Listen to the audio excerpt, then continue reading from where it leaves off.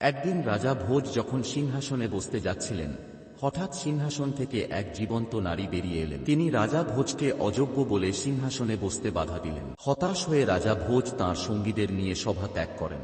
কিন্তু পরদিন তিনি আবার সভা আহ্বান করেন এবং পুনরায় সিংহাসনে বসার চেষ্টা করেন। ঠিক তখনই সিংহাসন থেকে আরেকজন দিব্য নারী বেরিয়ে এলেন, যার নাম ছিল চিত্রলেখা। তাকে দেখে রাজা ভোজ থমকে দাঁড়িয়ে গেলেন।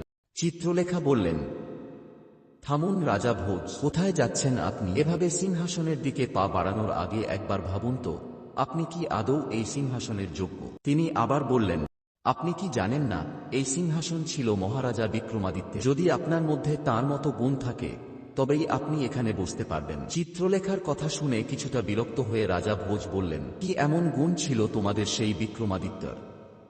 তখন চিত্রলেখা বললেন, রাজন, যদি আপনি তাঁর গুণ জানেন না তাহলে শুনুন তাঁর এক অনন্য কাহিনী।